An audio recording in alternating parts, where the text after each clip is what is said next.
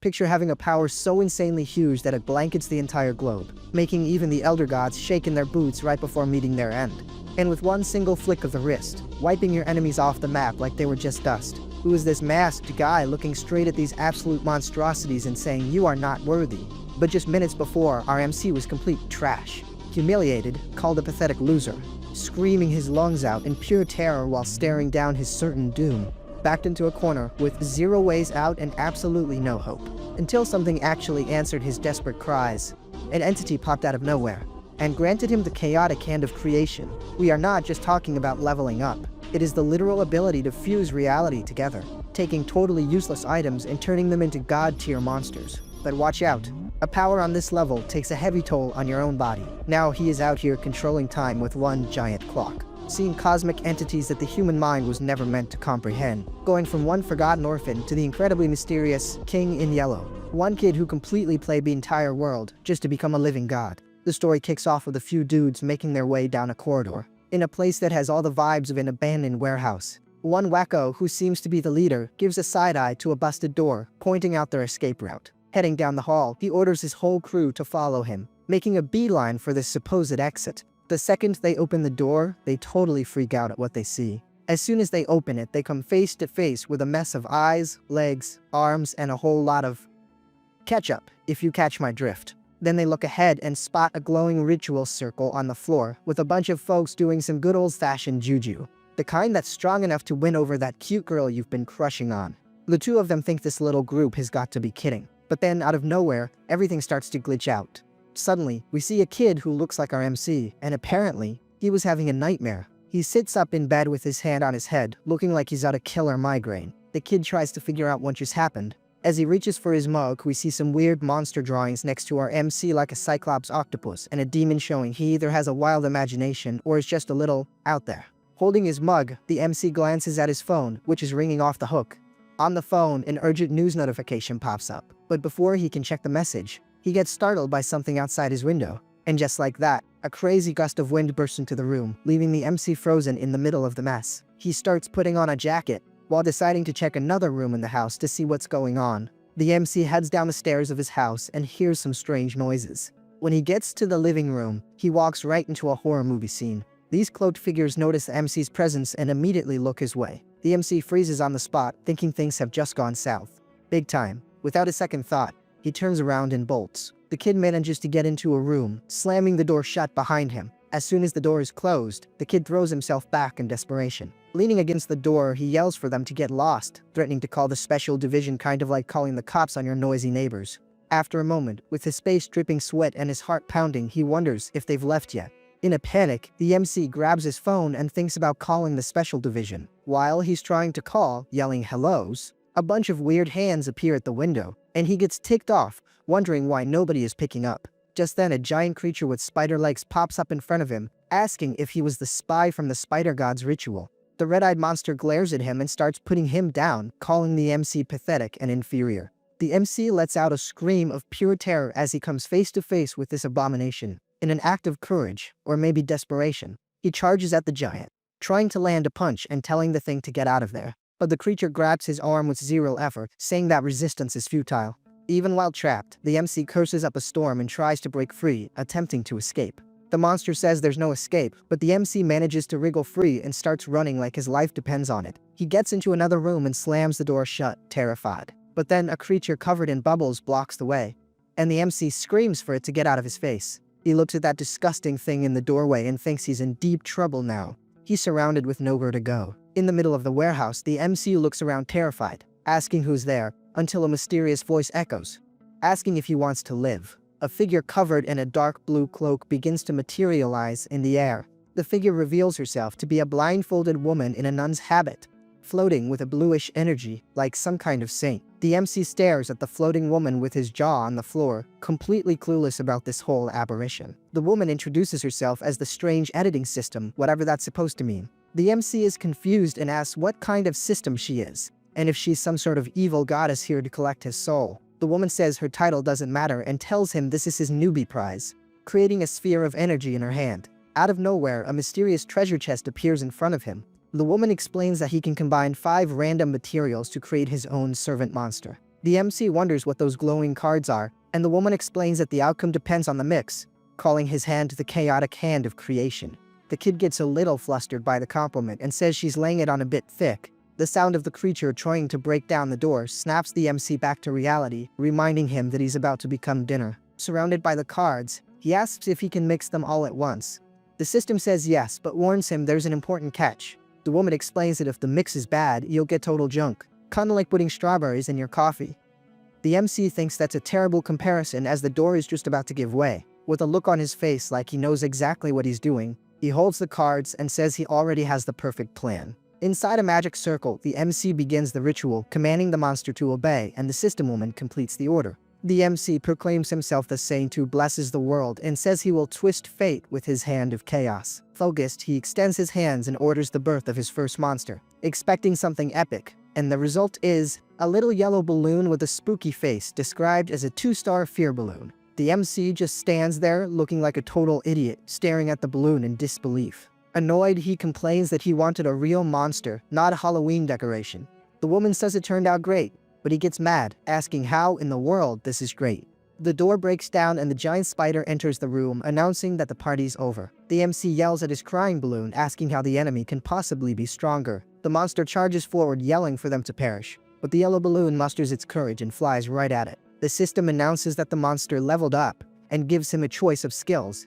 The MC, surprised, quickly picks Absorption Aura and Hellfire Whip. In a flash, a flaming whip cracks the spider right in the face, which definitely wasn't expecting to get smacked like that. The creature hits the floor with a thud, kicking up dust and wondering what that was. The MC looks at the whip in his hand, surprised by his own power. The monster glares at the kid with pure hatred and wonders if he's one of the so-called awakened. The MC turns to the system woman and asks if he's now part of the awakened club. The spider, absolutely furious, screams that the awakened ones are nothing but trouble and that the kid is about to be taken out. The little yellow balloon flies forward to attack with a tiny battle cry. The monster gets the balloon stuck to its face and, totally confused, tries to figure out what this pest is. Seeing the creature dazed, the MC praises his fear balloon and tells it to keep distracting the enemy. Without wasting a second, the MC leaps over the monster and preps his final blow with the fire whip. He brings the whip down with everything he's got and shouts the name of the attack, Hellfire Whip, just to add some style. In the middle of a fiery explosion, the creature screams desperately for its lord before getting toasted. The MC watches the system screen congratulate him for the rare item, Poison Set. With a smile of relief, he looks at his monster and thinks the worst is over. But then he hears cries for help coming from the street, which kills his happy vibe instantly. The MC looks out the window to try and figure out where that call for help came from.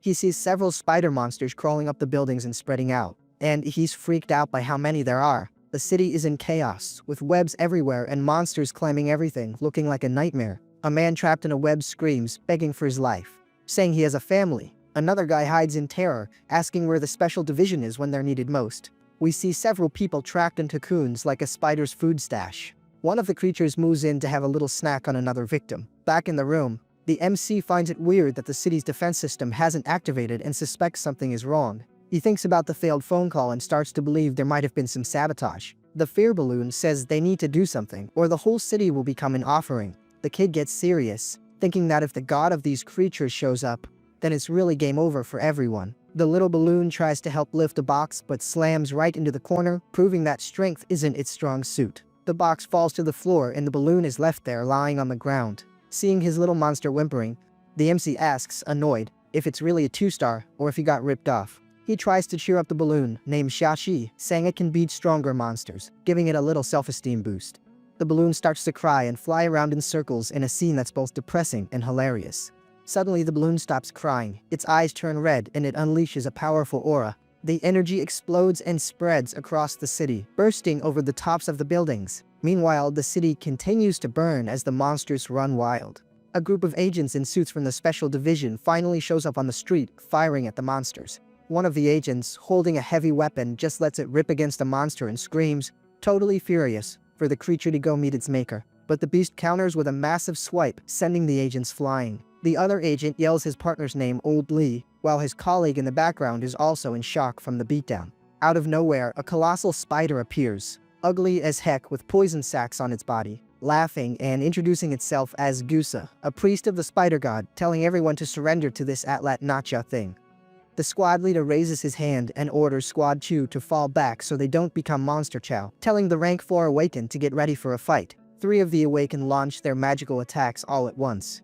The giant monster doesn't even feel a tickle and lets out a sinister chuckle as the attacks explode against it, doing nothing but making smoke and noise. The group's leader gets a look of disbelief on his face, realizing the creature came out completely unscathed. He gets ticked off and wonders how a bunch of rank 4 and 5 guys are supposed to take that thing down, also questioning where on earth General Li Shen got to. The leader then screams for the team to keep laying into it, saying the beast can't leave the West District, and that they have to protect Hang City no matter what. The battle rages on, with the leader yelling for the soldiers to maintain the hail of bullets, and for the awakened to spam their skills without holding back. Taking all sorts of hits to the face, the giant monster lets out a cry of pain, but still has the nerve to call its opponents pathetic. Just then, a whip appears out of thin air and wraps around the spider's leg, while a voice announces that it and its lord have really worn out their welcome.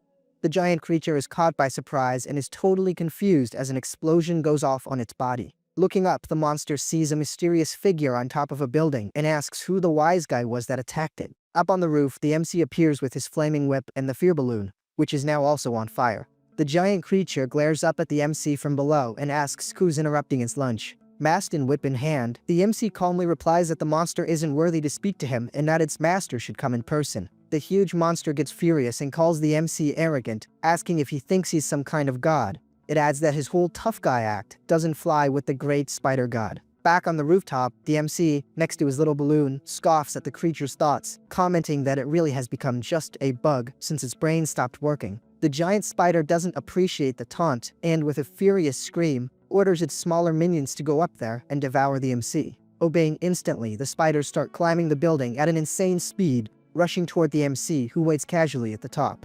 Down below, one of the agents sees what's happening and panics, yelling for him to get out of there before he becomes an appetizer. But the MC doesn't even blink and, holding out a hand to his partner, he drops the line.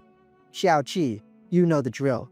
Activate the absorption aura." The little balloon obeys instantly and a sinister energy begins to form, while the MC holds his whip ready for the party. This energy explodes in the blink of an eye, creating a giant circle that covers the top of the building and descends, engulfing everything. The giant spider and its minions are caught dead in the energy wave with nowhere to run. The agent's leader is blown away by what he's seen as his comrades are sent flying from the impact. He thinks to himself that this must be Morningstar-class power. One of the spider's offspring screams in desperation as it's consumed by the mysterious energy and gets sent packing. Gusa itself, feeling that things have gotten serious, thinks that this is definitely a Morningstar-level attack and panics, because it doesn't want to be taken out before it can evolve. In the middle of the chaos, the little balloon Xiaoqi continues to release energy, keeping the attack at full blast. The giant creature, seeing that the gig is up, lets out a terrified no, as its body begins to turn to dust. The spider thinks that this is way too humiliating of an end, and with a sound of disintegration, the creature simply explodes and vanishes in the middle of all that energy, becoming just a memory. The agent, still trying to process it all, wonders what kind of insane power that was. He figures that if the masked man helped, he must be on their side. Seeing the figure getting ready to bail, the agent reaches out his hand and yells, asking him to wait and wanting to know his name to thank him. The MC looks down and wonders why everyone wants to know his name, thinking about whether he should answer. He sighs and considers that if he tells them, maybe he'll get a cut from the special division. But it quickly gives up on the idea, remembering his social anxiety and imagining reporters at his store, not to mention the fear of crazy scientists wanting to study him for using abilities without being awakened, turning his back and disappearing into the mist. The MC drops this line. "Say I have no name, nor do I need one, for I'm merely someone the world has forgotten." Wow, how dramatic. The agent just stands there with a confused look on his face, staring at the empty rooftop. Intrigued by the MC's response, the agent starts trying to make sense of it, thinking that someone without a name must be some kind of ancient legendary being. Suddenly, a guy pops up behind him and a voice asks if the evil god's ritual is over. The agent jumps, turns around, and along with his comrades recognizes General Li Xuan arriving late to the party. General Li says he came flying over as soon as he got the signal and wants to know if the spider priest escaped or if it was already defeated. The agent points to the scene of destruction and informs his boss that the situation is already under control. Looking at the monster bits on the ground, he admits that the problem was solved, but unfortunately, it wasn't thanks to them. The scene shows the now silent city buildings giving off that post-battle vibe. General Li gets lost in thought, mulling over the MC's phrase, "someone forgotten by the world." The agent sees the general thinking and asks if something is wrong with what he said. General Lee starts to theorize that if the MC was telling the truth and treated an evil god like it was nothing, then he's likely a forbidden existence. The agent almost has a heart attack imagining the MC is a forbidden existence, someone even tougher than the evil god itself. Walking across a rooftop with his balloon, the MC thinks about what a crazy night it's been. Half an hour ago he was just some random nobody. All of a sudden, the boy puts a hand on his head, remembering he almost forgot to destroy the evil god's altar that the cultists had set up. He thinks that even though the cultists were sent packing by the fear balloon, the altar is still there, and that could be bad news. The buildings are covered in webs, showing the mess left for the city to clean up. The MC and his balloon walk down a dark hallway that looks like something out of a horror movie, stained with blood everywhere. After walking for a bit, he finally finds the place. He opens a door, revealing what's on the other side of the creepy room. Inside, the scene is bizarre. A ritual circle, candles, bodies, and a weird statue in the middle. Looking at one of the victims, the MC, whip in hand, says he's already taken care of the culprits and that the person can rest in peace now. Without wasting time, he swings his whip, which glows with a powerful energy. With a single strike, he sets the entire room on fire, burning the circle and the mess on the floor. The flames consume one of the bodies there, completely cleaning up the area. As everything turns to ash, the MC and the balloon stare at the statue, which looks very suspicious. Analyzing it up close, he sees it's obsidian and remembers that it's used to make protection bracelets. He picks up a sphere from the statue and thinks that, at the very least, it has a nice texture, and he can probably sell it for a decent price. Examining the statue, he finds it a bit strange and fragrant, and thinks its material must have cost an arm and a leg. He turns to his little balloon and asks the system if he can use the extract ability on the statue. The system gives him the green light. Then, he raises his hand and yells to extract, activating an energy circle around the statue. Smiling, the MC celebrates that the extraction was a success. But the joy is short-lived because something cracks behind him, and his happy face turns to pure panic. The floor and walls begin to crack like a mirror, and the MC starts to shatter, and the escape is almost complete. The system and the MC see the portal opening for their exit. The countdown hits 0, and as he's pulled away, the MC gives a wave and calls out a goodbye. See you around to the spider god. The boy is shot out in a flash of light, returning to reality. Back in the room, the MC pulls himself together next to the system's figure, while the little balloon floats around, a bit dizzy from the trip. Holding the spider god's silk, the boy celebrates his profit and realizes he's already back in his room, safe and sound. The hooded figure congratulates him for escaping an evil god, informing him that he has completed 2 out of 5 of the survivor achievement, and that his authority level is now 1. A screen pops up showing the item fragment of the Dreamland Bridge, which can open the bridge once. The description ironically asks if he wants to face the evil god again. The MC is just pondering, wondering what the heck this whole authority thing is about. The system entity gives it to him straight. For every authority level he gains, the host gets a surprise chest. They could have top-tier items or absolutely nothing. The MC is ticked off, thinking what kind of cheap shot reward gives you an empty box. Staring at the ball of web he snagged, he asks the system to shed some light and ID the material. The system screen pulls up the item's stats. It's a 5-star spider god's thread from some bizarre evil god that isn't even a spider, and it has a divine power that can mess with anyone's head. The MC is blown away that a single thread is worth 5 stars. His eyes even sparkle as he imagines that if he yanks off the creature's limbs or eyes next time, he should get at least a 6-star item. The entity continues the lesson, explaining that even junky materials can create a Morningstar-class monster capable of wiping out a city, and he also gets 10% of his subordinate's power.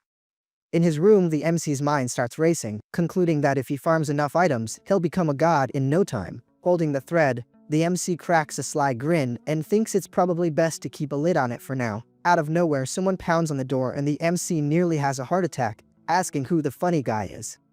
A voice replies that it's the Special Division and tells him to open up. The MC goes into full-blown panic mode hearing Special Division and shoves his little balloon monster, telling Shiachi to hide. After hiding his partner, he heads to the door to see who's disturbing his peace. When he opens it, he's face-to-face with a smiling woman. She introduces herself as Officer Ning and asks if he's aware of the little party the monsters and occultists threw in the building. The MC stays quiet for a second, eyeing the officer's hand with suspicion. Officer Ning's hand is strategically placed on her piece, ready to draw if the MC tries anything funny. Looking like he's seen a ghost, the MC says yes and nervously spins a yarn. He claims he hid in the closet and played dead before the monsters even showed up, barely making it out. Officer Ning gives him a quick scan and sees no evil aura, confirming he's just some broke civilian. She then asks to give the room a once-over, and he agrees.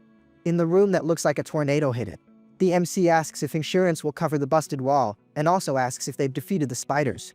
The officer lays down the hard truth, saying he's lucky to be alive, since his neighbor turned into a puddle of melted wax and spider silk, making the kid just let out a lame "oh." On her radio, the officer reports that she found a survivor on the 7th floor, unharmed and with no evil aura.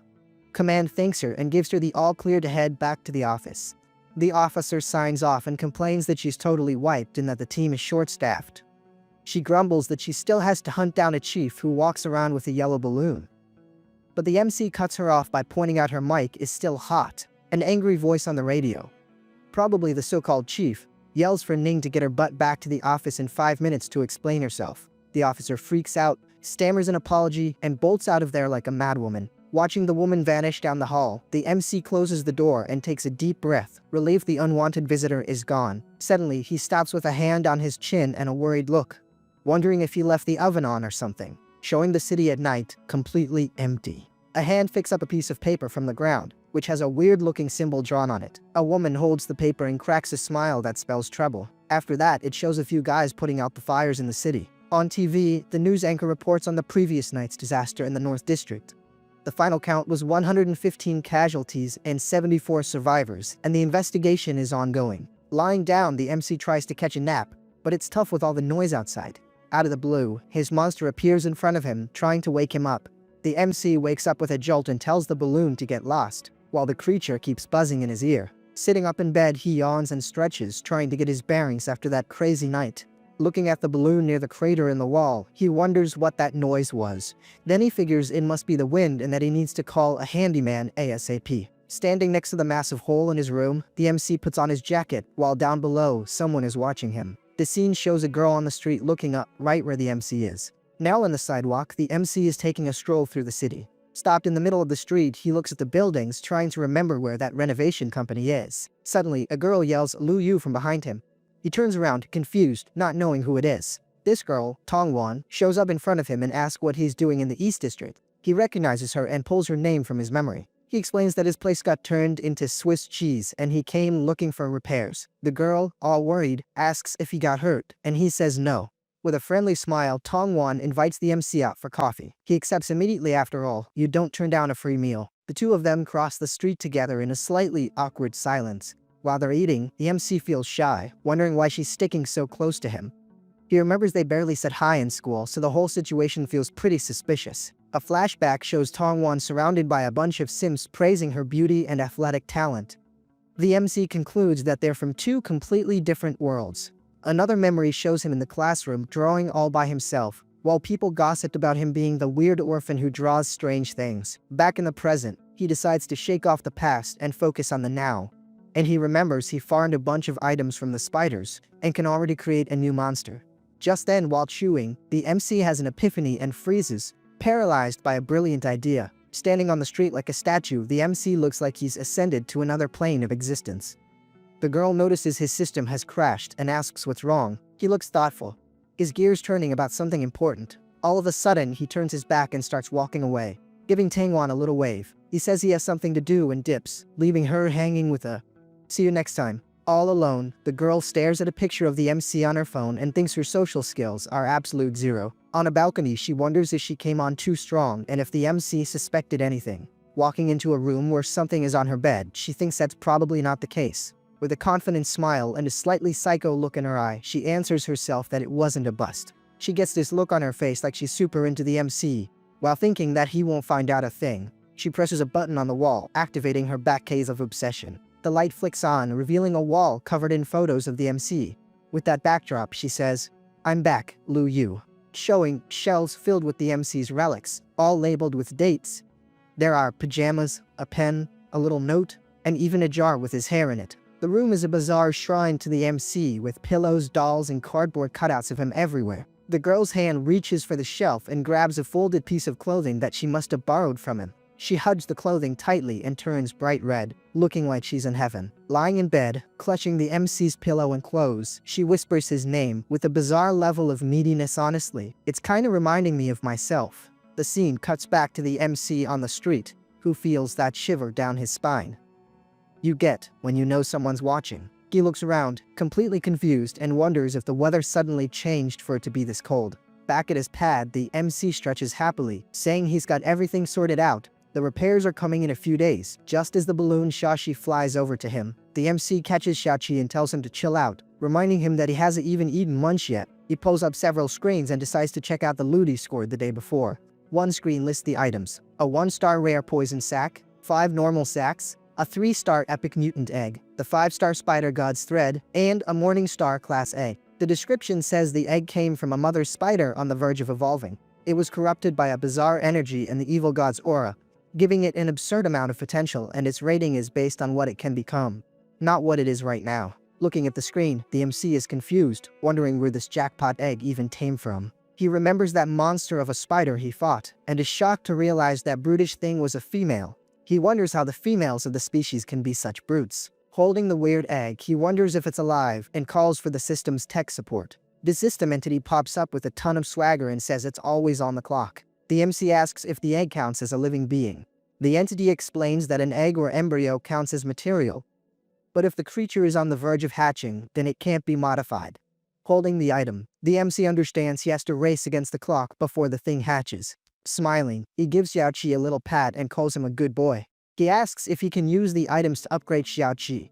The system says his authority is too low and suggests creating another monster, which makes the MC think the balloon will become useless. Surrounded by energy, the MC tells the system to get the editing party started. With his hand outstretched, he commands the system to extract the broken pocket watch and the poison sack. The 3 items, the watch, the egg, and the poison, float and glow, starting the fusion process. Suddenly, the process fails and the items go flying. The MC is left wondering why the whole thing went south. The entity explains it wasn't a failure. The item just sucked up the material and became an empty shell, while the watch on the floor gives off sparks. The entity continues, saying the watch contained the blood of another evil god, and these gods despise each other. It gives an example of 2 gods who went at it just because they couldn't stand one another. The MC finds this interesting and asks if it's like a proxy war. And yes, I know exactly where all of your minds went with that one. The system explains that once he levels up his authority, he'll be able to manipulate these feuds and make the gods coexist in the same creature. For now, the trick is to use a top-tier material to absorb the crappy ones, and it hands the item to the MC, who thinks the idea is genius. The MC decides to save the evil god's silk for a special occasion.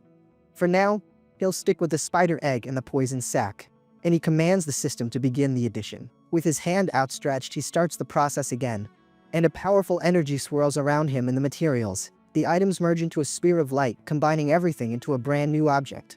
The system congratulates the host on his second familiar, the Void Shadow Spider egg. Its rating is 4 stars, excellent, and it'll take 1 month to hatch, which makes the MC wonder if he's limited to just 2 creatures. Curious, he goes to check out the new little monster stat sheet. The screens display its abilities: Void Poison, which disintegrates targets and blocks detection; Shadow Slaves, which creates assassin spiders; and Void Chest, which serves as an infinite inventory to stash his stuff. In his room, the MC is mind-blown, thinking that being born as a Morning Star class with these stats is just way too broken. He notes he has 1 month until it hatches, which is plenty of time to study the world's meta and its factions. The entity congratulates him on the incredible edit and unlocks the Elite Editor achievement. As a bonus, he gets 1/10 of the spider's power and can choose 2 of its abilities for himself. Looking at the stats, the guy notices something and starts to panic, stammering for it to hold on a second. The traumatic memory of his neighbor screaming while swelling up and being consumed by red energy flashes through his mind. Suddenly, the MC's eyes turn red and he screams in pain, becoming engulfed in a dark and sinister aura. Writhing all over, he wonders if he's about to be taken out by his own familiar's power. His body swells up just like his neighbor's, and he floats in the air with a look of desperation. Xiaoqi looks at him in total panic. With red marks appearing on his neck, the MC realizes he has to figure this out. He thinks that if he doesn't, the power from his creatures will be the end of him, and he wonders what you're supposed to do when a balloon is about to burst. He thinks that you can't just let the air out, and that there's no genetic trick he can pull to get rid of it either. With his face marked up and a determined look in his eyes, he thinks that it's all or nothing now, and that he's going to have to do something desperate. He yells, "Hellfire Whip," and a whip made of flames erupts from his arm. Just like that, the fire engulfs everything, and the MC screams in pain, unleashing a crazy amount of pent-up energy. The blast is so intense that it shoots up into the sky and wraps itself around a building. Down below, everyone starts panicking. One guy asks what kind of voodoo that is, and another one immediately thinks the occultists are at it again. Lying on the ground now back in his normal form, he can finally relax. As he gets up, He drops to his knees, exhausted but super happy, realizing that after that massive energy dump, his power limit has increased. The entity shows up to scold him, saying his body is too weak for that much pressure, and the MC agrees. She tells him to take it easy next time so he doesn't just go pop. The MC takes a deep breath, a single drop of cold sweat trickling down, trying to pull himself together after almost biting the dust. The entity asks what he's going to choose, and he decides to pick the Mark of Time and the Shadow Servant, since he's already set on attacks. The entity just says, "Alright," and the MC is enveloped by a dark energy as the skills begin to download. Next thing you know, a new clock-shaped mark appears on his hand, glowing brightly. He checks his status, sees he's now a 1-star tamer with new pets and skills. Then, he turns to Xiao Qi and announces the new spider will be named Xiao Ba, since it has 8 legs. Real original, right? The little balloon starts shaking all over, clearly jealous and hating the idea of sharing the attention. Suddenly, the MC hears a noise and freezes, thinking, "Oh great, here comes someone to bother me again." The blonde officer pops up at the door saying, "Well hello stranger, did you see the mess outside?" The MC, playing dumb, just asks what happened. The woman gives him a suspicious look, asking why he's out of the loop and all sweaty.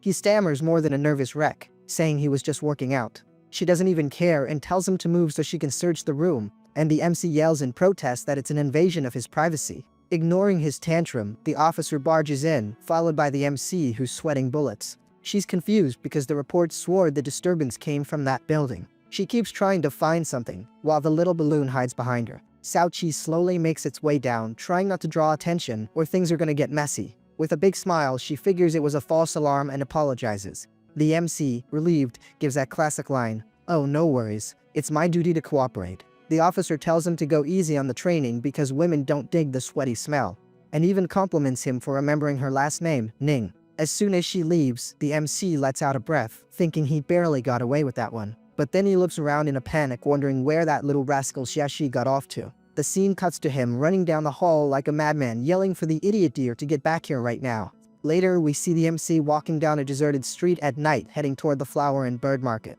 At the shop, the seller doesn't even look up from his phone, completely absorbed in a game of Clash Royale, and tells him to look around.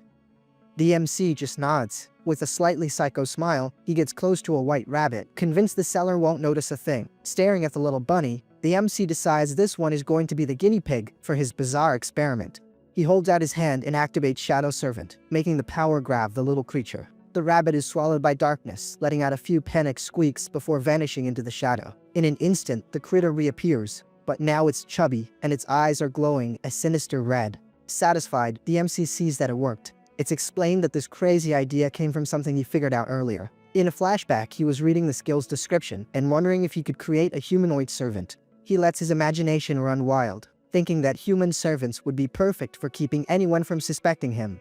Plus, they could fight, cook, and give massages. Back in his messy room, he wonders where he'd get human shadows. Maybe from criminals? But he quickly dismisses the idea, realizing that would get him hunted down by the army in no time. Back at the store, it shows he went there to test it on animals. And although it worked, the shadow in his hand isn't enough to make a human. The MC turns to the seller and asks, "How much for the whole cage?" The seller says there are 13 rabbits at 100 each. But for a high roller like him, he'll do it all for 1200. The kid complains that it's expensive, and the seller shoots back that in these chaotic times, that's a fair price. So the MC tells him to throw the birds and the rats into the deal. The seller, seeing his whole month's commission secured, gives him a discount and free shipping, while the seller happily prepares the animals. The MC stands behind him, just watching with a look that says he's up to something. Afterwards, it shows a bunch of critters on the ground, rabbits, birds, and rats, all of them taken out. In the middle of all that carnage, the MC admits it's a sin, but figures he now has enough shadow to summon the servants. He raises his hand and summons the shadow servants as a weird green energy starts to glow. The shadows merge into a big blob on the floor and begin to rise, forming strange silhouettes. 3 humanoids made of pure darkness appear in front of him. The MC gets closer to check them out and tells him to hold still so he can analyze them. He stares at one of them up close, and the creature gives him a creepy look right back. It shows the creature's point of view as it looks at the MC. He suddenly gets spooked and realizes something is off. All of a sudden, everything distorts and he's surrounded by floating symbols that put him in a hypnotic trance. Dizzy and lost, the MC starts falling into this crazy void, about to pass out, but then a mysterious hand grabs his wrist tightly, stopping his fall. It's the system entity who warns him about an unknown presence and starts an automatic elimination, leaving the MC totally confused. She pushes the MC away as a dangerous green energy fills the area. The entity creates a blue flame in her hand, ready to lay the smackdown on the threat. She fires the power at the monstrous shadows that appeared, and the blue fire rushes straight for them. The creatures scream as they're disintegrated by the entity's blast, turning to dust. Safe now, the MC looks at his savior and thanks her for saving his hide again. He explains he just wanted to connect with a servant but almost got swallowed. The guy realizes he was about to become Monster Chow. The entity chews him out, saying he needs to be careful and forbidding him from merging with strange energies, which makes the MC wonder if everything has an owner behind it. The entity stays quiet, keeping the mystery hanging in the air without answering. Finally, she says it's a secret and tells him to level up his authority ASAP. The MC gets that he's still too much of a noob to know the world's real secrets. He looks at the contained shadows and asks if it's safe now. The entity confirms that he's in control. Facing his creations, the MC demands to see what they're capable of. One of the monsters melts into the floor, turning into a puddle of darkness. The kid notices their stealth is insane and their energy is almost undetectable. Determined, he lays it on the line and orders the servants to attack him with everything they've got. The three of them surround him, with dark blades ready to slice up their master. The MC's hand glows as he prepares to defend himself. In a blur, all three are thrown back by the MC. One is left kneeling and on fire, while the other hits the ground, all messed up. Seeing the creature burn, the MC yells that it cost him a fortune, and cancels the fire so he doesn't lose his investment. He explains that he tested creating 3 separate types. Just then, a rat transforms into a version of himself. Deep in thought, he calculates that the bird is worth about 1.2 Jojongs in strength, and the rabbit 1.4. He wonders if tigers would be better, or if using humans would make the servants smarter. But he shakes his head, thinking it's kind of messed up to use people for this. Out of nowhere, he notices something and, in a chibi version, asks in shock if they shrank. The 3 servants are way smaller and less intimidating, looking like evil action figures. The MC orders them to scout the area and let him know if they find anything weird. The shadows turn into puddles and glide away across the floor. Seeing this, the MC thinks it's pretty handy and comments that they're smarter than they looked. Sprawled on the floor, he reflects that he has offense and espionage. But all his power comes from monsters. He doesn't know how to cultivate energy for real. He decides he needs knowledge from the Awakened, or cultivation technique, because those guys are hiding secrets and resources that he needs. He remembers some dude who called him a weakling, saying that level 9 is nothing compared to the morning stars. The entity suggests he search the internet. The MC thinks it's all just fake news, but she tells him to try anyway. The scene cuts to the city at night, showing that the search is about to begin. In a dark room, there's a guy typing on a PC while some shadow monsters watch him. A guy is reading some questions in a forum and complaining that the level of the questions is super lame. People are asking what an awakened eats, if there's a secret final boss, or if kids inherit powers. The guy at the PC is actually curious about all this nonsense. On the couch, the MC is looking at his phone and laughing. Some guy named Supreme Prodigy, acting like a big shot monster slayer, tells him to check out his page, and the MC sees the fish took the bait. The MC comments that there's nothing form-related on his page. On the other end, the PC guy gets mad, yelling that he's not level 2 yet, so he can't register. The dude explains that to get into the VIP forum, you need to be level 2 and submit your ID. Only then can you trade rare stuff. The MC thinks that sending his ID is just asking to be monitored by the army, so he considers just stealing an account instead.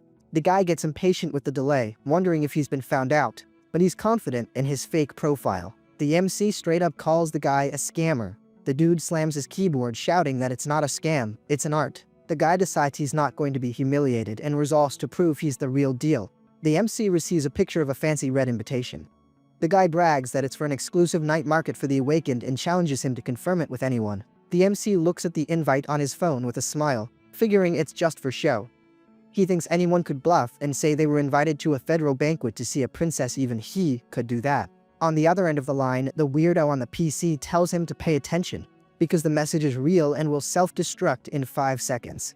With a smirk, the MC blocks the user and says goodbye, calling the poor guy a tool. On the screen, the block message pops up, leaving the other dude shocked and totally livid. Later, we see a dark old street where a bunch of elegantly and mysteriously dressed people are walking toward a building, looking like some weird cult. A guy in a yellow overcoat, a top hat, and a smiling mask is standing in the middle of the street, hands in his pockets, just scoping out the crowd. He sees other people with bizarre masks, like a pig and a rooster, and thinks his style was unique. But apparently, it's become the new costume party uniform. He notices people with chicken, dog, and monkey masks, thinking this looks more like a bank robber getup than a secret meeting. At the entrance, 2 hulking guards in fox masks block the way for the MC and his giant servant. One asks for a ticket, but the head bouncer tells them to just go on in. The MC, under his smiling mask, realizes that even the doorman is a level 3 awakened and concludes he's gonna need a few tricks to command some respect. Just then, a shadowy aura starts seeping out of the MC, and the 2 doormen whip around instantly, sensing things just got serious. With his overcoat flying and the dark energy behind him like wings, the MC stares down the guards with the posture of someone who owns the place. The 2 masked guys are stunned. One wonders who this monster is that reeks of bad news, and the other can't figure out what someone so intimidating is doing at a simple night market. Surrounded by the dark aura, the MC thinks he just wanted to create some mystery. But now he's the center of attention. He figures he may have laid it on a bit thick with his entrance. Standing in front of the 2, the MC blurts out that he lost his invitation. One of the guards, shaking in his boots, asks if it's for the market and immediately invites him in. The MC smiles under his mask and asks if there's a line, but the guard replies that for him, the door is more than open. His words, not mine. While the guard is busy kissing up, saying the boss will love his visit, the MC thinks that having power is a whole different ballgame. Even the bouncers turn into nice guys. The MC walks alone down a stone path lit by torches and lined with bamboo, enjoying the suspenseful, movie-like atmosphere. He arrives at a huge courtyard where several masked people are trading exotic items on rugs on the ground, like a dangerous flea market. A vendor wearing a bowling ball mask is kneeling, showing off some items, including a green crystal and a yellow stone that shines brighter than my future. With a satisfied grin and a different hat, the MC thinks that this is the true face of the night market. The MC spots a vendor kneeling in front of the goods that caught his eye. On the rug, there's a wild boar's tusk for weapon crafting and a piece of a 3-headed vulture used to make a potent tonic. The MC is floored to see such rare items being sold so casually, like they were slinging candy at a corner store. He continues his stroll, checking out the bizarre masks and the unique vibe of the place. Nearby, 2 masked people whisper to each other not to stare at the MC and to be careful, afraid of ticking off the big shots. The MC notices the crowd parting for him, feeling pretty important, but then sees that nobody gets close and wonders how he's supposed to blend in like this. He reaches another stall where a vendor with a cat mask is offering books and potions. On the rug are 4 books with great titles, like How to Survive in the Jungle 2.0.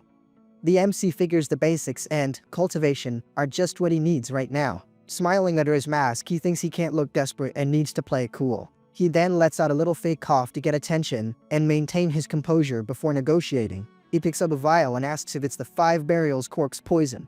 The vendor confirms, listing the horrific ways it's created, and says it turns a body into a toxic bomb. You know, light stuff. She warns that if he forces a Morningstar-class monster to drink it, the creature will suffer. But the MC thinks trying to bottle feed poison to a monster of that level is just asking for a one-way ticket to the great beyond. Holding the vial, he thinks the item is good but hard to use. He decides the books are a safer bet and tells her to wrap them all up. The vendor finds this odd and asks if he's buying school supplies for his kids to take home. The MC goes to pay, and the vendor asks for 1 spirit coin. He freezes, having no idea what that currency is or what it even looks like.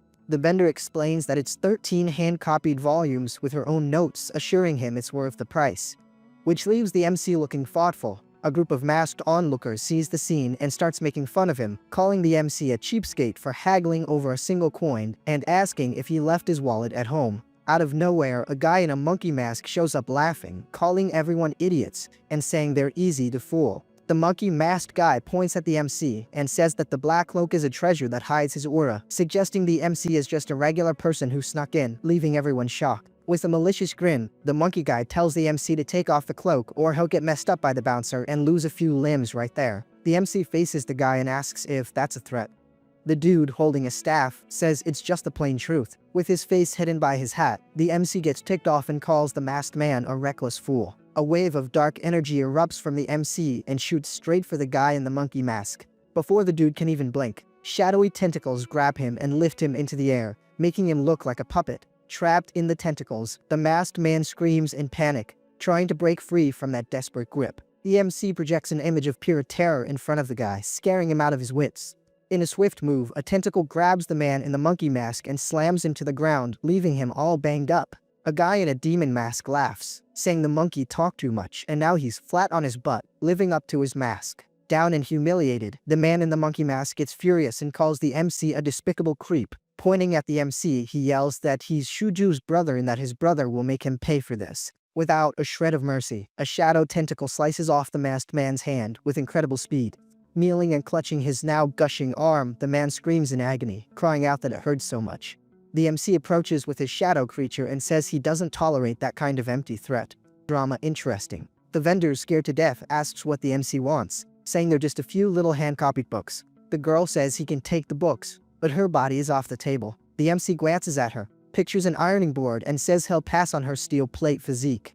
The girl is clearly offended by the nickname. He then tosses a glowing item onto the rug and asks if that's enough to cover the bill. The girl picks up the item and is thrilled because it's a complete spider poison sac, praising the surgical technique used to extract it. The vendor explains that an incomplete one is already worth 10,000 coins, and an intact one like this sold for 100,000 at an auction. Holding the item, she wonders if it's really worth that much, and the MC realizes his extraction skill is a gold mine. Smiling under his mask, he asks if that covers the damages. The vendor says it's way too much and asks him to take it back for just 1 coin.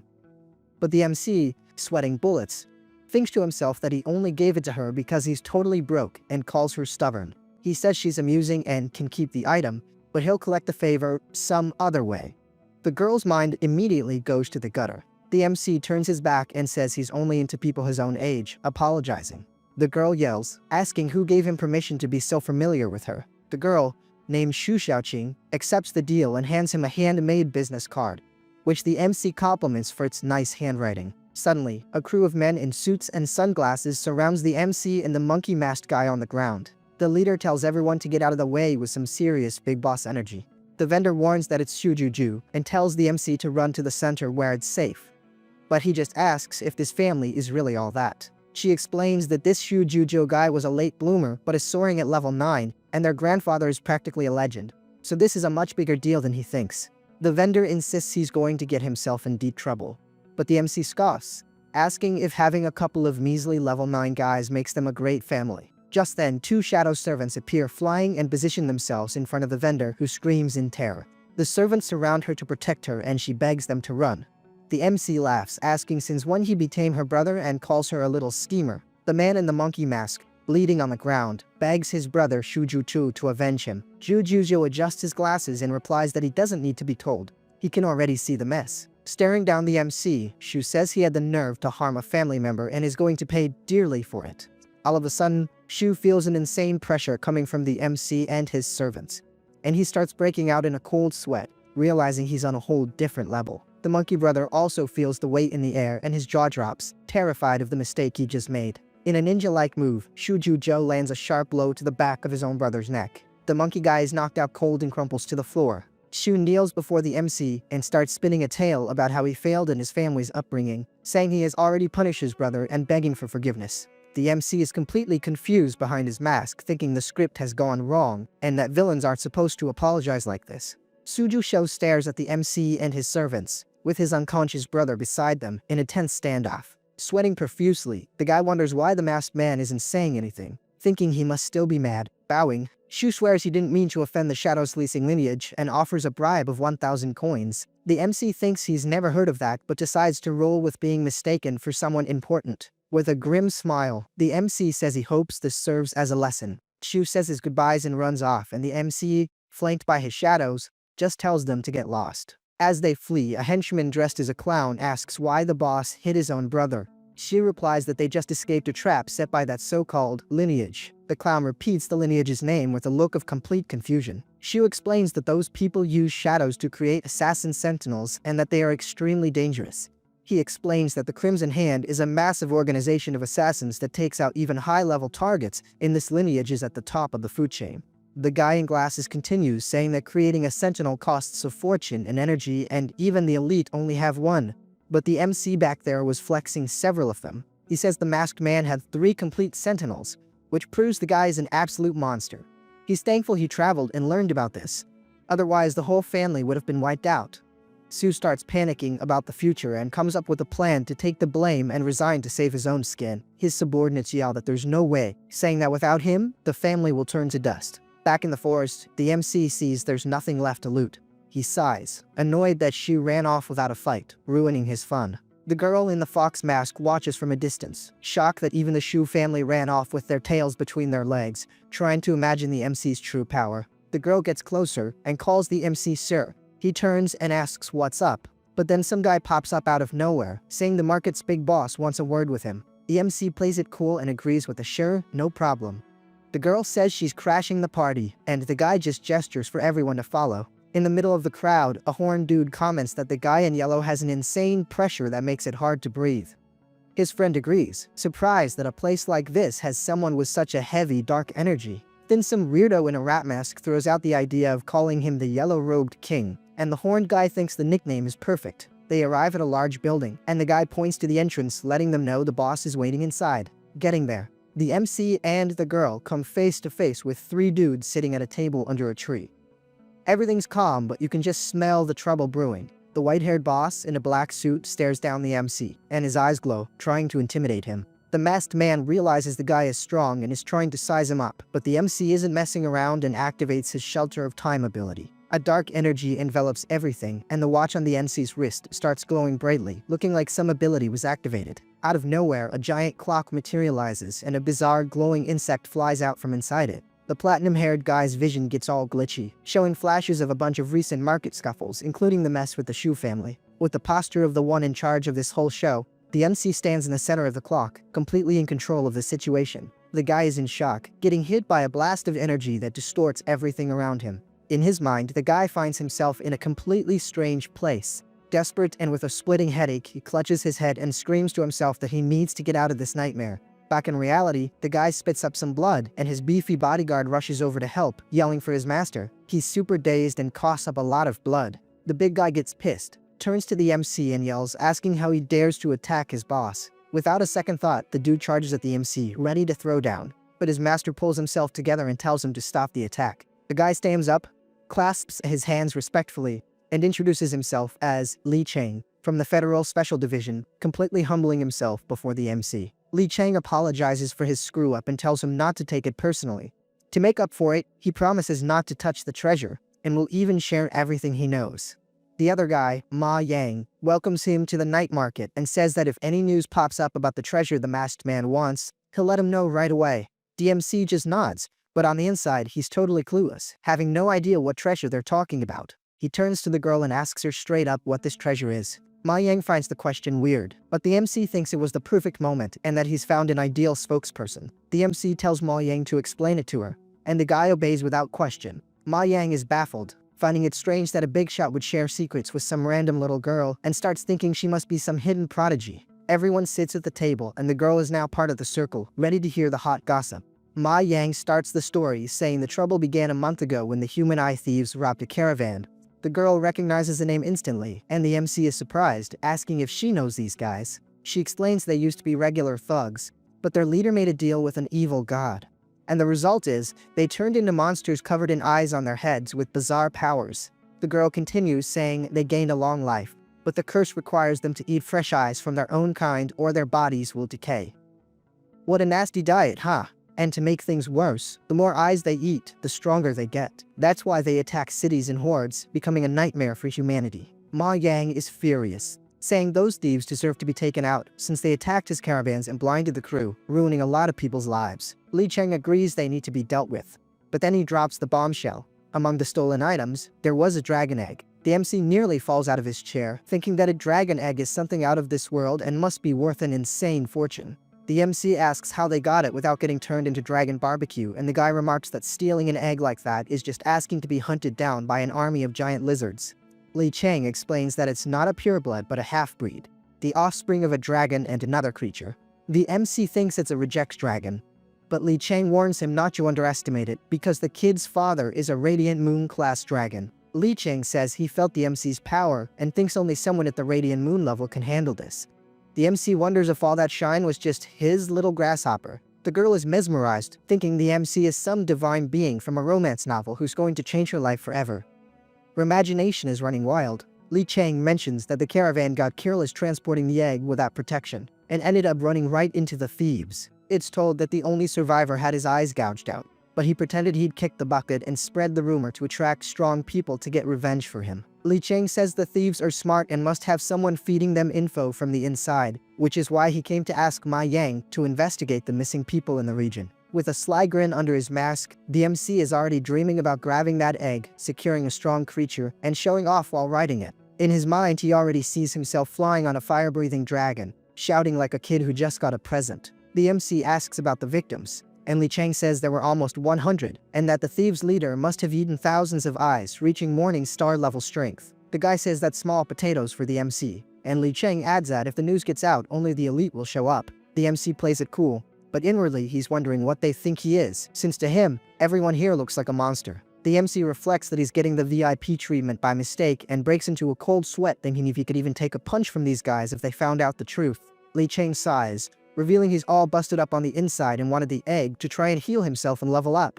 Since he's 200 years old and has one foot in the grave, his guard tries to cheer him up, saying he'll find other treasures for his master to live longer. Li Cheng says it's impossible because the good items are guarded by monsters, and he's already lost all hope. Then the MC drops a philosophical line about nothing and everything, leaving Li Cheng a bit confused. The guy points to himself in disbelief that he just received advice like that. Li Cheng keeps repeating the phrase in his head until it seems like a light bulb goes off in his head. Suddenly, the guy explodes with energy, levels up, and sends the table and chairs flying with the force of his power. In the middle of this dark whirlwind, Li Cheng lets out a desperate scream, and his guard holds onto him, scared out of his mind. The bear, desperately holding his master, yells at the MC, asking what the heck he did to the old man. The masked man just lets out a mysterious little chuckle, making the guy sweat bullets. The MC thinks, "I have no clue what I did," admitting he just said whatever to comfort the guy. He still thinks the old man is stubborn for not using modern technology to live longer. The energy explosion continues, making a noise that echoes throughout the entire courtyard. Now calm, Li Cheng smiles, understanding the cycle of life and achieving a so-called spiritual enlightenment. The girl gets excited thinking she got enlightened too. The MC is outraged, thinking he read the whole book and got nothing, while this guy reads one sentence and becomes a saint. Outside, the crowd feels the tremor and thinks some treasure is being born. Some dude starts recording with his phone, all happy, saying he's going to shove this in his enemies' faces. Back at the table, peace reigns. Li Cheng is glowing like a brand new light bulb, and the guard serves tea as if nothing happened. We see a close-up of Li Cheng's golden eyes, now with a stunning clarity. The guard smiles at his boss, seeing that he's brand new and stronger than before. The servant throws himself on the ground and kowtows to the MC, begging for forgiveness for being so blind and saying he'll accept any punishment. Sitting there, totally calm, the MC just says, "That's enough, no big deal." Li Cheng gets up and praises the MC, saying his ability is boundless for having noticed his problem so quickly. The guy thanks him, saying that without that tip he'd have been a goner. The MC just thinks he doesn't understand any of this cultivator talk. Playing it down, the MC says it was no big deal, just a silly tip. Li Cheng says he wants to follow the MC forever to hear these tips. The MC breaks into a cold sweat thinking, "Get away from me, old man. Who wants to live with a 200-year-old geezer?" And suddenly, dawn begins to break. The MC says he's gotta bounce. Li Cheng wants to escort him, but the MC shuts him down immediately. Li Cheng agrees, a little sad, saying, "Alright then." The MC takes the opportunity and says he has a son who might need a hand and asks for his card.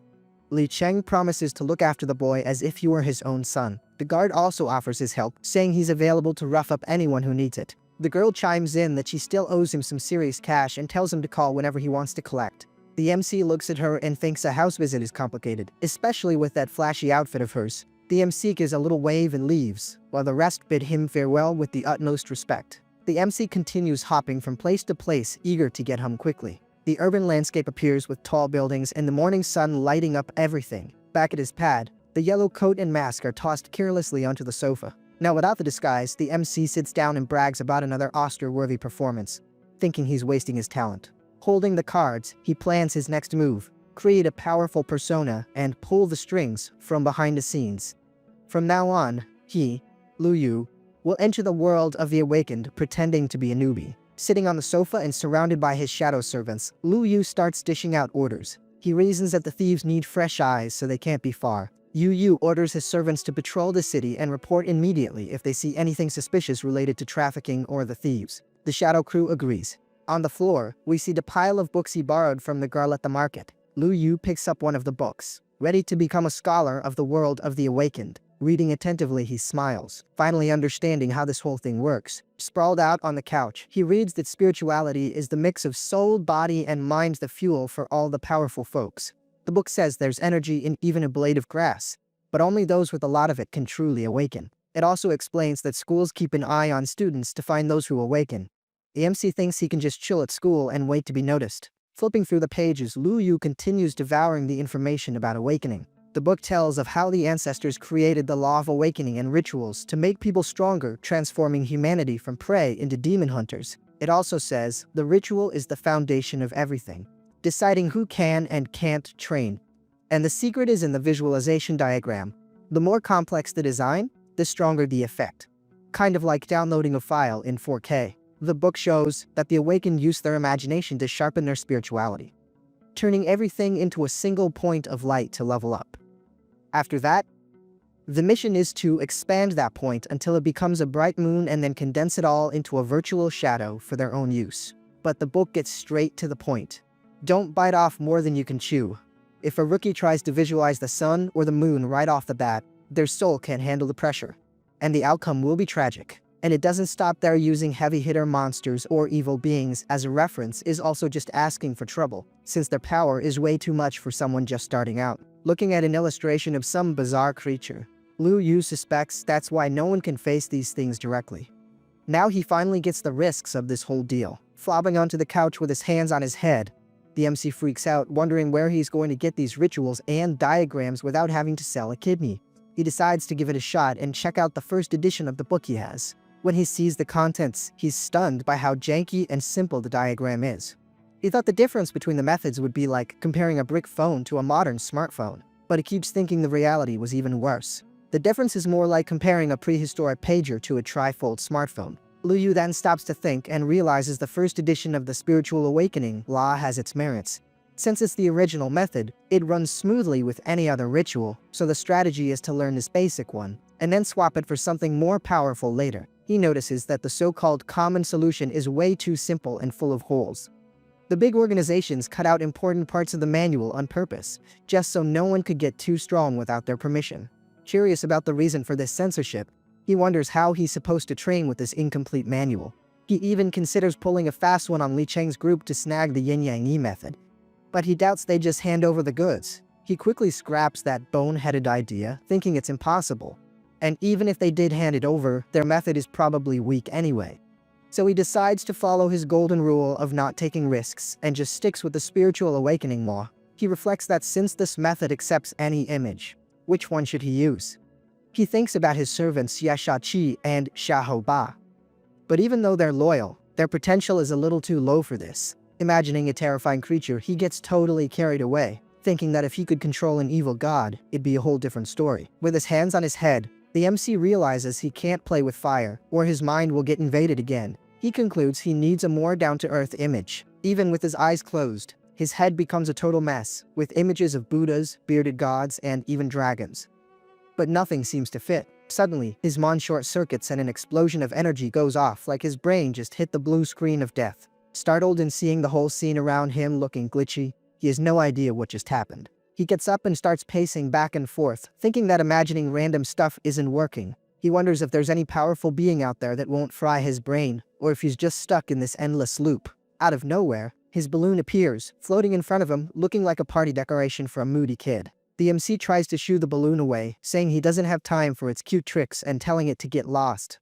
But the balloon, full of attitude, just lets out a grumble. As his hand gets close, a complex energy pattern starts to glow on the balloon's surface, catching his attention. Staring at that glow, the MC has one of those genius movie ideas and yells that he's finally cracked the code. With a determined look, he declares that the pattern on the fear balloon doesn't mean anything.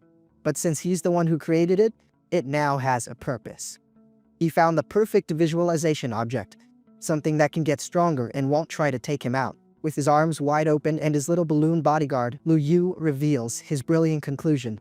The best model to visualize is none other than himself. Sitting on the floor, Lu Yu begins to meditate like a monk, with a golden energy flowing around him. With his eyes closed and focused on his goal, the yellowish energy starts to gather on his shoulders and neck. Seen from above, the MC is in the middle of a pool of golden light that has filled the entire room. A ghostly version of himself appears, glowing and shooting out rays of light, showing that the power is coming in full force. Suddenly, Lu Yu opens his eyes, impatient, and complains that the process is slower than his home internet, questioning if it's the incomplete diagram's fault. He leaps to his feet, determined, and tells himself he needs to speed up the visualization. But he quickly corrects himself, remembering that haste makes waste and he needs to be precise. The MC then pulls out the bag of spirit coins he scored at the market, ready to use them like an energy drink for his training. It's explained that for awakened people, these coins are pure energy extracted from wars. They're not just for rituals, but also work like a portable charger to replenish the body's energy. Lu Yu feels like the previous training session drained his battery and decides it's no time to be cheap.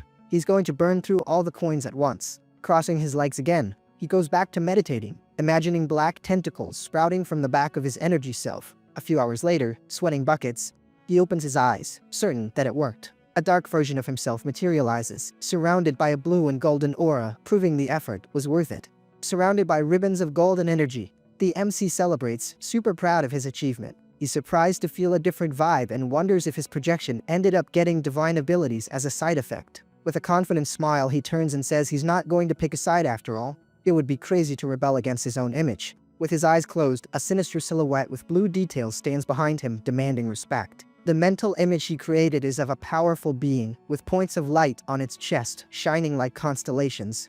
A notification pops up in his mind, introducing the regional visualization diagram, the Hand of Chaos. Looking at that giant chaotic hand, he's intrigued. In the palm of the Hand of Chaos, 3 small lights are floating, and the MC recognizes them right away. They're his servants, Xiao Qi, and the unborn youngest, Xiao Ba. The MC reflects that he never expected to visualize an entire world by himself. He realizes the Hand of Chaos is just a piece of his demon god, and if he unlocks the rest, the power will be insane. He snaps his fingers and says that it finally clicked, feeling as enlightened as old man Li Chang. With his arms open wide, he starts leveling up like crazy, blasting through the 9 stages of awakening like it's nothing. When he reaches the 9th stage, he feels a block, but he realizes it's not a problem, but a safety lock from his own body to keep him from blowing up due to a weak foundation. Out of nowhere, one of his shadow servants pops up in front of him. The MC turns around and asks if there's any new gossip on the shadow thieves. Alright, next chapter, we're in a new location. Our guy tells his shadows to destroy the nearby cameras. Then, one of the shadows quickly moves towards a security camera with a single strike, smashing the device, which is now just a pile of scrap metal on the pavement. Strolling casually, Lu Yu comments that the city is going to have a heck of a time replacing these things. He thinks that if the damage wasn't essential for his plan, he'd never have the heart to break something. Our boy asks his minions where exactly the kidnappers are hiding. Pointing to the building right ahead, the shadow confirms that the place is full of little kids being held captive. RMC is disgusted by the cruelty of people who'd use innocence for a ritual. He wonders why they'd risk so much by taking kids instead of less conspicuous targets, to scram before things get ugly. The MC insists that the package looks like it's for something really expensive, and he wouldn't want to make a mistake with the delivery. The guy gets all interested when he hears it's something expensive and immediately tells our MC to just hand over the box. Even though he's suspicious, the dude takes the package thinking he's about to score. However, when he opens the package, he realizes there's nothing inside and starts yelling, asking if our guy is messing with him. At that exact moment, a shadow emerges from the package to pounce on the distracted goon. With no time to react, the swift attack nails the bad guy dead on. Down on the ground and weakened, the man is clearly in a world of hurt. Then, Lu Yu orders the scumbag to unlock his phone and show him all of his dirty deeds. Trembling with fear, the bad guy grabs the device, trying to buy a few more seconds from the MC. As soon as our guy gets the phone, however, what he sees on the screen is so twisted it disgusts him, and he comments that guys like this get a kick out of tormenting people. With no patience for excuses, our MC gives the final order and one of his shadows finishes the job. The bad guy even begs for his life, but he's taken out by the shadow.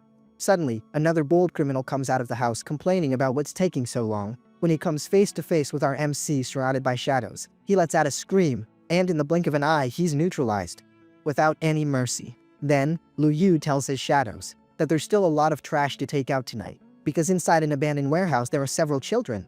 In the center of it all, there's a strange stone pillar that seems to be the focal point of a ritual. 2 bad guys are talking nearby, complaining that it's a waste of resources to use them on just kids. The redhead smirks, since all he can think about is the reward he's gonna get when the job is done. However, the big guy with the eye patch is only interested in becoming a powerful awakened by using their holy water. But their conversation is interrupted by our guy, who emerges from the shadows wanting details about this plan. The criminals are startled, and the redhead tries to draw his gun as fast as possible. He quickly pulls out a gun and points it at the intruder. The dude aims at Lu Yu, thinking one shot will be enough to take him down. However, one of our MC's shadows launches a surprise attack on the criminal. He's slammed forcefully to the ground, while the MC just casually watches it all happen. Realizing the MC means business, the big guy with the eye patch tries to play dumb, saying they have no beef with him and suggesting our guy just pick a kid and get lost. However, Lu Yu fires back, asking who said he only wants to save one, while the bad guy warns him not to play the hero because these kids belong to a very dangerous group. Our MC asks where this so-called group is, so he can end this for good. Then, the bald guy starts to transform in a grotesque way. Watching the mutation up close, the MC notes that it's a low-level ritual that fries the user's brain, turning the guy into a mindless beast who's about to lose all sanity. Totally out of his mind now, the mutant screams he's going to suffocate the MC and tells him to feel the despair of running out of air. Our guy glances at one of those spheres, curious. But the criminal leaps towards Lu Yu, welling that nobody escapes his charge and that this is the end for the punk kid, once and for all. But our boy stays locked and activates his secret system. Suddenly, the MC takes the mutant's punch like he's just blocking a light summer breeze.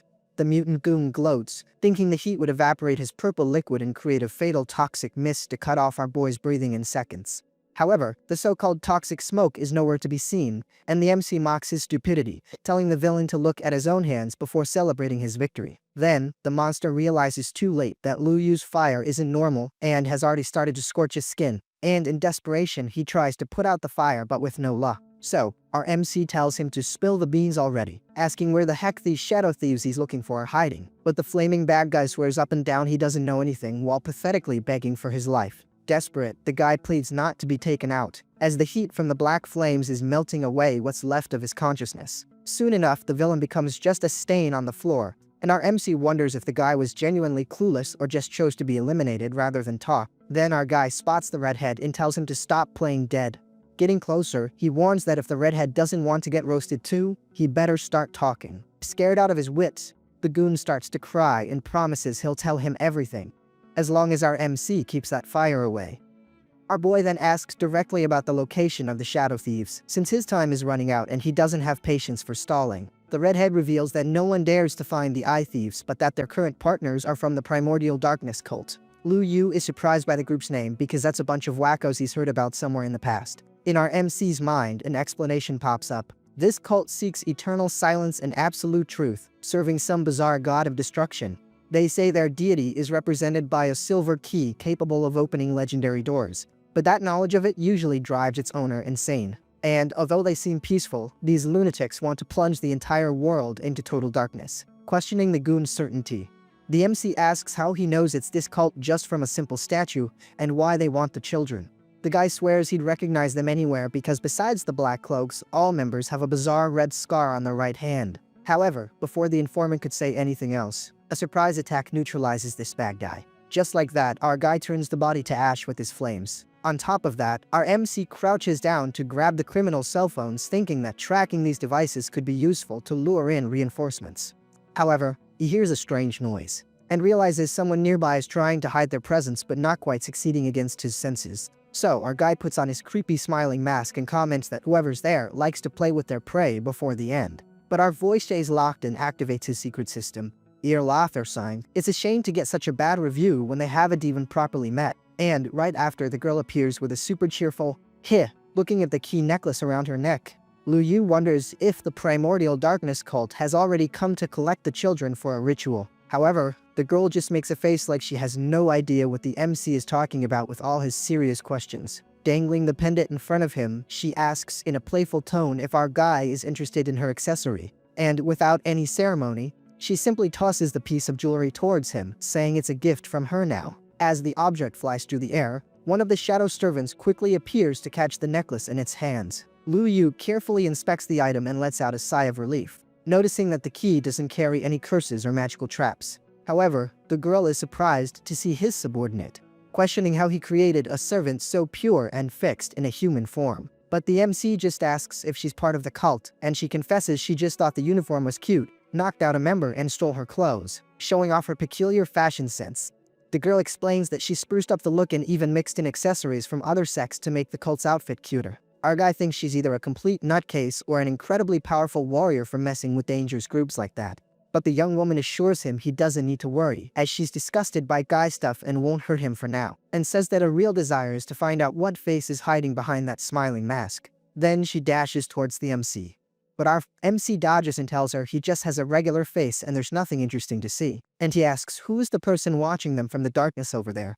Falling for the oldest trick in a book, the girl turns around and realizes there's absolutely no one there. Noticing the MC has vanished, she's impressed by his speed and comments that the guy is slipperier than a bar of soap. Suddenly, one of the doors opens, and a team from the Special Police Division shows up yelling for no one to move during the operation. But they're surprised, both the group's leader and her assistant. They're confused about what happened to the bad guys, seeing only the girl. So, the officers order her to step away from the victims and surrender immediately without a fight. The girl realizes our MC set her up to take the blame for the whole mess while he slipped away. Immediately, the officers launch their attack. But she's not fazed one bit and just points her finger while activating some kind of ability. Suddenly, a small portal starts to form, creating two gigantic vortexes at once, sucking in all the energy from the officers' attacks without any effort at all. The police then realize she has a high-level spatial visualization ability. However, the young woman starts asking if they really don't believe she's just passing through. This gets the male officer annoyed with her excuses, but his partner seems to believe the girl's story. Switching to a gossipy tone, the young woman says she was just dumped by a man, and the female cop is suddenly all ears.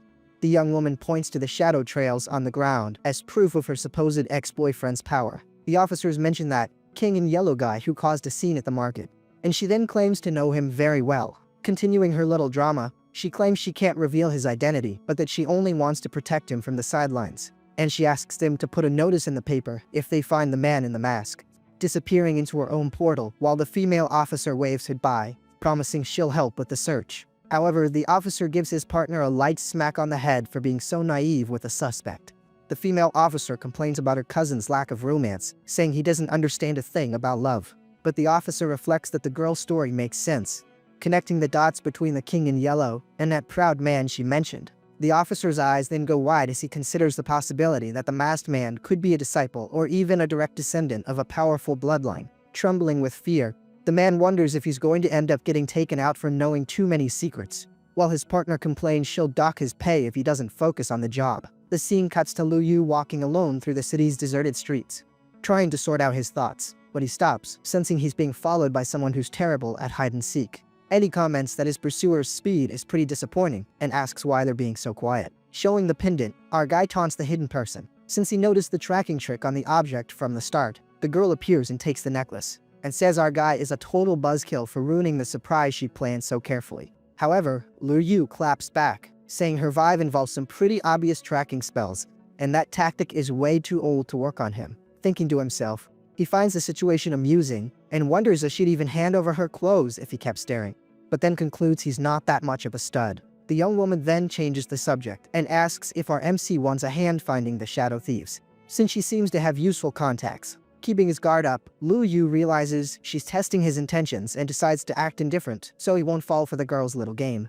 The young woman suggests they go somewhere more private to talk, but the MC shuts her down immediately. Blunt and to the point, our guy tells it like it is, saying she can either spill what she knows right now, or she can get lost before he loses his patience. With her eyes sparkling with excitement, the girl praises our MC's sharp mind and asks if he'd really have the heart to let her meet her end there. Lu Yu replies that her plan was way too obvious, and states that even a chess piece can have its own secret goals. The young woman confesses that she's dying to peek at what's behind that mask. Our guy asks if she's going to spill the beans already or if he can just go home and sleep, while she complains about him being in a rush.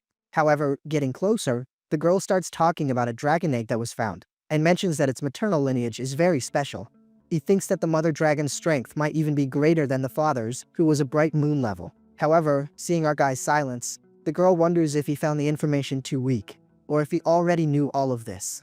Then, she reveals that this egg's lineage involves a being of an unknown level, one that no one dares to name out of pure fear. However, even while keeping his cool, our MC is internally shocked, thinking that this father dragon must have been insane to mess with a divine entity. So, making a bizarre comparison, he imagines a hookup between an ant and an elephant, resulting in a hybrid that shouldn't exist. Mainly reflecting on the real danger, Lu Yu understands that these beings possess the power of gods, and that any involvement with them reeks of conspiracy. So, questioning the source of that gossip, our guy asks how her group managed to find out such specific details about something so secret and dangerous. The young woman states, with total confidence, that she knows all of this because she saw it with her own 2 eyes.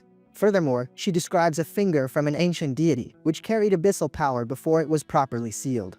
And she says she was guarding the seal until a bright moon-level dragon broke into the forbidden area and stole the cursed object. The girl explains that the dragon was seduced by that finger and sacrificed its own life in a ritual to create the egg that would serve as a vessel for a reincarnation. Our MC is puzzled, wondering how a male dragon managed to lay an egg by itself, and thinks the whole story is beyond bizarre.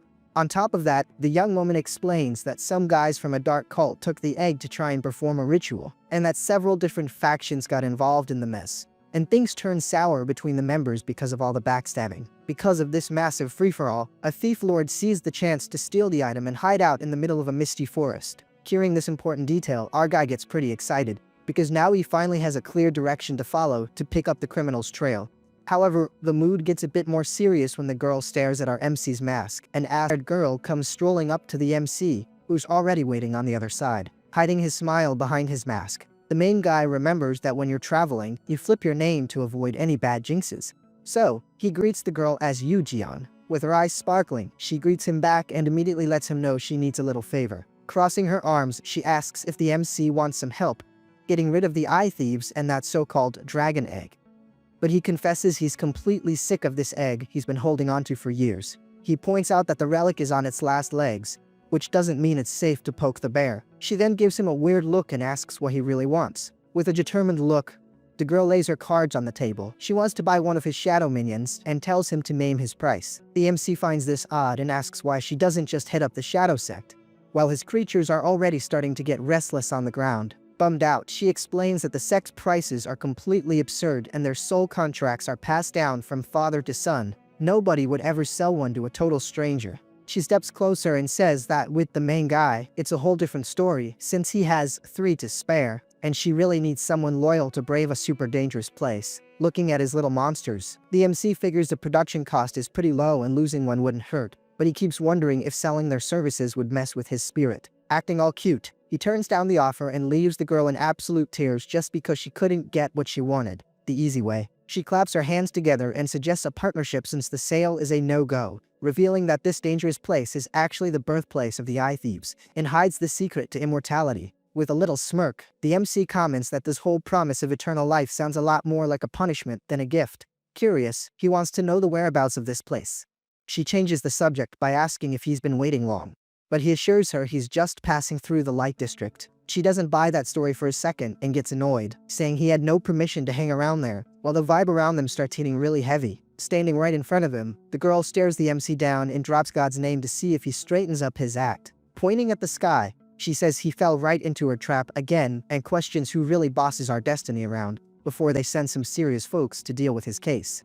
The main guy smiles and says that without that so-called history mountain, it's pretty fun to watch the world burn while everyone else is out there looking for peace. With her arms wide open, the woman yells that when the darkness finally arrives, everybody is going to have to feel the heavy weight of pain. Floating in the air, she warns him to figure out a way to get in touch, and starts heading off toward the void with a goodbye kiss. Holding the device, the girl thinks the kiss was a bit weird, but the MC explains he's going to make her a ring, and that the whole gesture is just part of the ritual she made up to make a quick buck. She waves from afar, letting him know the inspection is over, and tells him to grab his payment, making the main guy think she's just trying to guilt-trip him. Seeing one of the minions vanish, she notices that the little monster's durability is actually super high. With a serious look, she declares that she's his guardian now, since they both have some scores to settle for being born in that neck of the woods. Far away from there, in a superimposing hall, a crew gathers around a round table. A red-haired guy is flipping through a book, being closely watched by a bunch of hooded figures. On the other side of the table, one of the underlings can't hide how nervous he is about the way things are going. Completely out of patience, the redhead slams the book on the table with a vengeance. He glares at his underlings and asks if the mission really went down the drain and if there isn't even one of the 40 kids left to tell the tale. One of the hooded guys tries to explain himself, saying that the King in Yellow's crew stuck their noses in and totally wrecked the whole plan. In a single motion, the boss completely loses his temper and totally crushes the poor guy under his foot.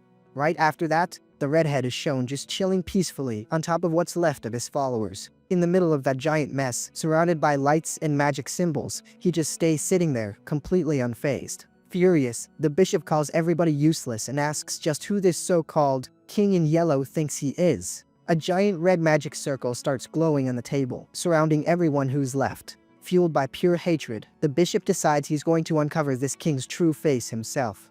Far away from there, while he's meditating, a one-eyed phantom rises right up behind his back. With its eye glowing blue, the monster warns that the guy better not show his face around him, otherwise it's gonna cost him big time. Crossing a dimension full of crazy clocks, the creature just tears right through time and space. Flying over the dead city at night, the beast glides through the sky like an endless shadow. A white-haired man looks up and immediately figures out it's a bishop from the dark cult, pushing his luck in federal territory. With a totally evil laugh, the monster promises that their little meeting is going to happen real soon. Out of nowhere, the creature feels a golden glow and grumbles, completely caught off guard. It's a yellow bug with gears for eyes that shows up to block the monster's path. Finding it hilarious, the beast says it wants to see just how far this little bug sass is going to go. The golden bug lets out a loud buzz and starts glowing super bright, staring the phantom down. The monster goes into total shock, not understanding how the king in yellow is still holding his ground after he blew a fortune in spiritual energy. In an intense flash of light, the time grasshopper levels up and evolves right in the middle of the showdown. Looking like it just won the lottery, the bug almost seems to be saying thanks for the energy buffet. Foaming at the mouth with rage, the monster screams at the bug not to even dare look down on him. Using some so-called Black Star art, the monster drags both of them straight into the astral world. The grasshopper doesn't even flinch. It lets out a hiss and faces the beast head-on right in the middle of that weird place. Thinking it found an opening, the creature announces it's finally going to rip the mask right off the king in yellow. Out of nowhere, the monster's eye closes shut and the fight just stops in its tracks, leaving everyone completely clueless. Floating in the void, the beast finds that spiritual world super weird, thinking it looks totally different from what it usually sees in people's dreams. Noticing that rough gray scenery, it thinks the place actually looks a lot like its cult's master plan. The whole return everything back to the beginning deal. Remembering the stories about the end of the world, the monster wonders if it just got lucky enough to stumble into the divine realm the dark sect had been searching for. Since it's basically in paradise, it wants to figure out where its god is hiding and declares it's going over to say hi right this second. With a loud roar, the creature shoots across the unknown space, totally hyped up. Coming face to face with a colossal shadow full of teeth, the monster almost falls over from the scare, asking what on earth that thing is. In that very instant, the warning drops. No mortal is allowed to look a nameless existence straight in the eye. Hit head-on by an invisible force, the beast starts squirming in pure pain right in the middle of nowhere, wrapped in a white light. The creature's body starts violently crumbling apart until there's barely anything left. Back in the real world, the MC holds the grasshopper and breathes a sigh of relief.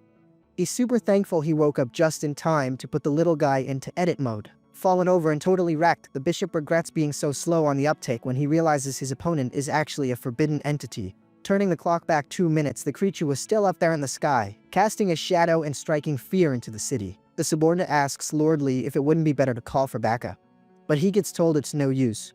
A heavyweight brawl like this isn't for rookies. Not getting the logic at all, the agent points out that the king in yellow is a newbie and doubts he can hold his own against a hardcore bishop. Looking up at the stars, Lord Lee guarantees that, unless he's going totally senile, this fight is already in the bag. Right there on the roof, the two of them just keep watching the giant beast in the sky while the boss finishes calling the end of the match. Running through the streets, the purple-haired girl worries that the king in yellow is going to get taken out if he doesn't have an ace up his sleeve.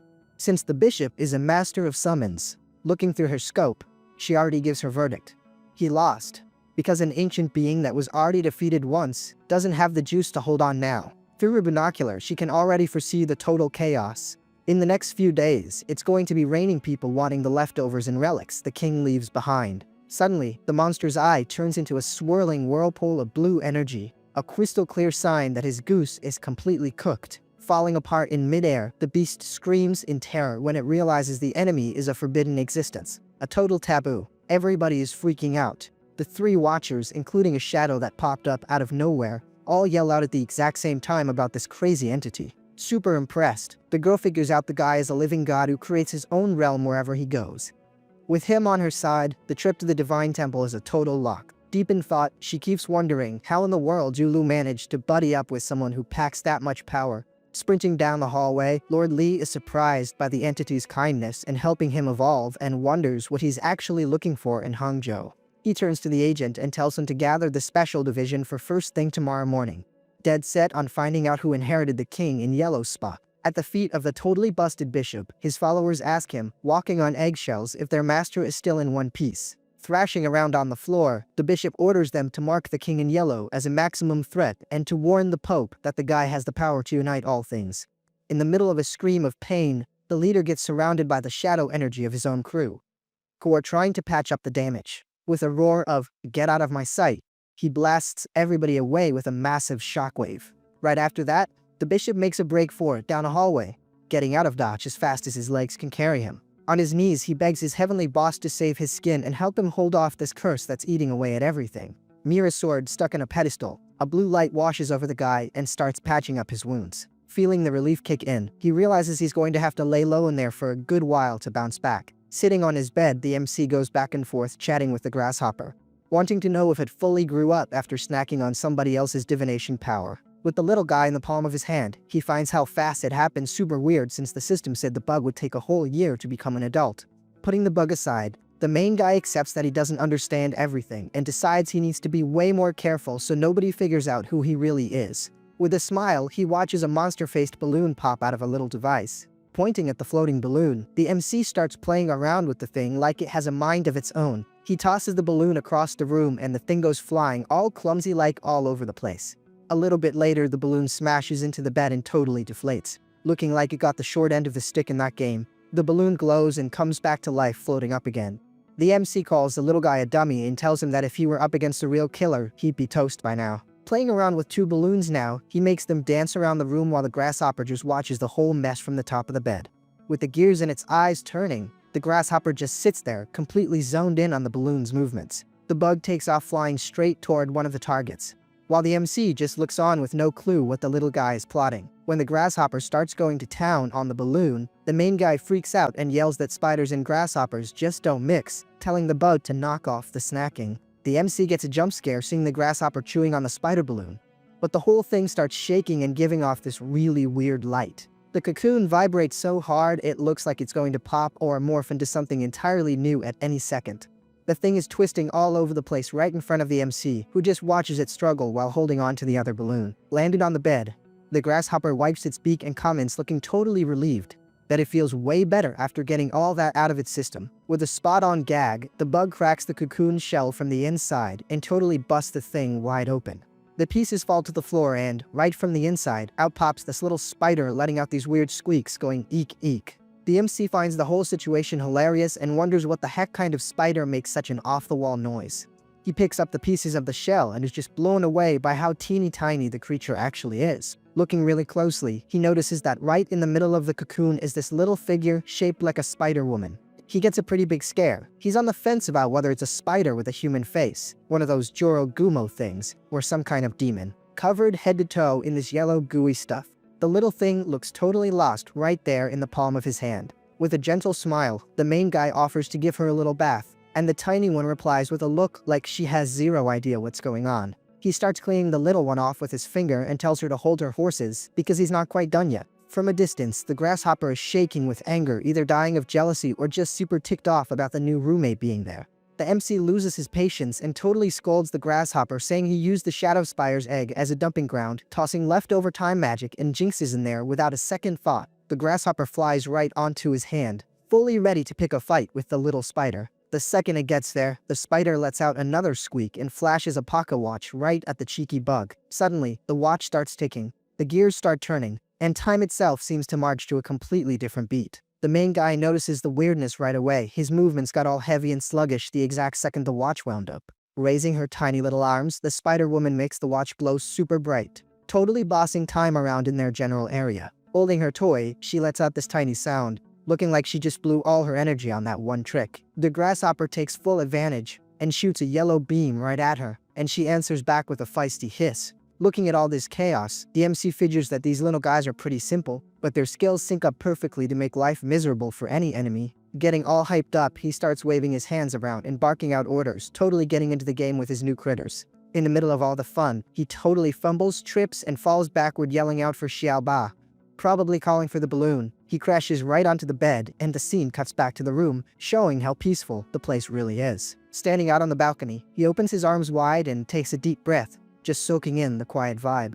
Already laying down and dead on his feet, the MC complains that the day was a total grind and the night was packed with nothing but hassle, not even letting him catch a single wink of sleep. Almost nodding off, he remembers he's got 7 minions on his hands now, and needs to sort out a few for Xiaoba tomorrow, but without hitting up the monster market so he doesn't blow his cover. The main guy totally passes out on the bed and lets out a heavy snore, finally getting to rest his bones. Right beside him, the Spider-Woman is also sleeping like a log, all cuddled up with her